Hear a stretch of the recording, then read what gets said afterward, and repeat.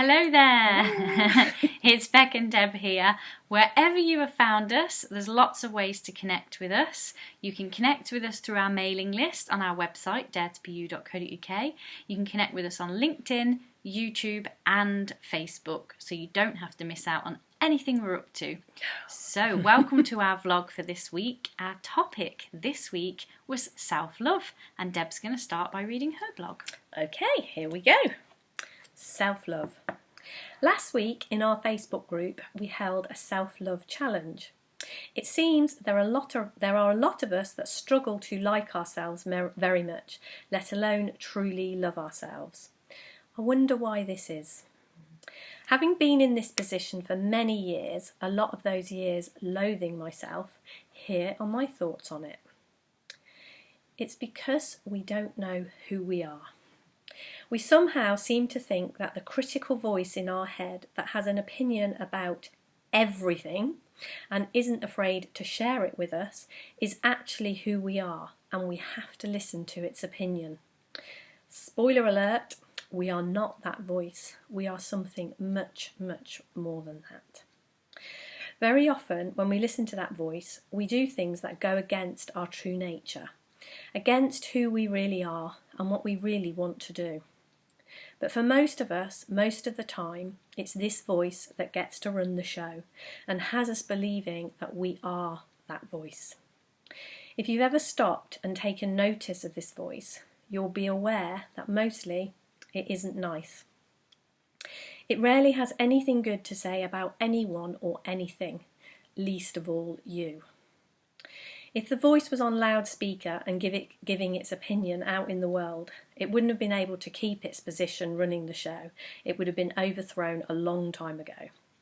But the voice is clever.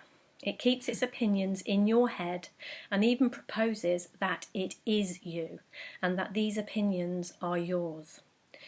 Because we've never been told anything different, we believe that the voice must be right. We take what it says or infers or hints at as true. We take it that it is who we are and we don't like it. So it follows that we don't like ourselves much because we think this voice is our voice. It must mean we aren't nice, right? Then we behave as if we are the voice and prove that we aren't nice, and so the cycle continues. Until now. Until we decide to break the cycle, until we decide to question the authority of the voice. This is when the fun begins.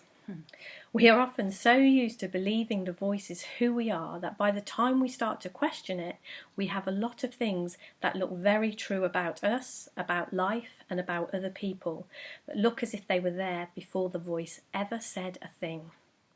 And the voice likes its position of being in charge. It doesn't want to go down without a fight. That's where this conversation comes in and the fun challenges that we love so much. They are all ways of seeing the voice for what it is, and that is not you. The more places we see this, the more freedom we have in life. The voice becomes more friendly. It makes a great servant. It can be very helpful when you know it's not you. I love my head voice these days, and I'm happy for it to have any opinion it wants. You know what? We even agree on quite a lot of things now we're friends. Being loved certainly made it way more lovable.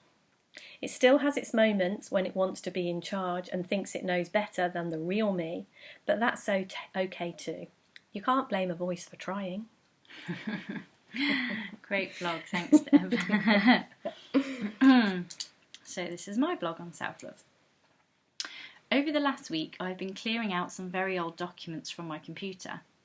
In amongst those documents I found a few letters I had written during a time in my life when I was very fearful and angry. I read some of what I had written and could feel those feelings again. I could remember being scared, unsure what to do and not liking myself very much at all. I could remember vaguely knowing that things were not right in my life. I tried getting help in many ways. I prayed a lot. I did some therapy techniques that I knew. I meditated and many other things too. Nothing helped and I ended up having a breakdown of sorts. About a year or so after I wrote those letters, I had some massive insights about self-love. The thing about self-love is that it begins by knowing who the self is. I saw on a really deep level that I was absolutely perfect as I was. That although I had made some unhealthy choices, nothing could take away the essence of who I am. And knowing that about myself, it became a lot easier to love myself. I was more able to be myself in any situation. I was able to be light-hearted. I had previously been described as an ice queen because I appeared so uninterested in people. From that deeper knowing, I was also able to love the self that I am as a human labelled Becky. I was able to forgive myself for the unhealthy choices I made, seeing that I could only have made those choices from a misunderstanding of who I am. I was able to love all the quirky, weird, wonderful, unusual things about myself that I had previously held up as evidence as to why I wasn't worthy of love, mine or anyone else's. Knowing the essence of who I am and knowing that human Beck is lovable changed everything for me. I started doing things like meditation when it made sense. I dropped any need for therapy and just focused on being kind and loving. My prayers became gratitude prayers, and I got on with creating a beautiful life filled with the things I love, starting with me. During last week, if you were in our Facebook group, you would have seen some amazing things happening. We hosted a 5-day self-love challenge, and it focused on sharing who we are, how we work, and the role thought plays in our experience.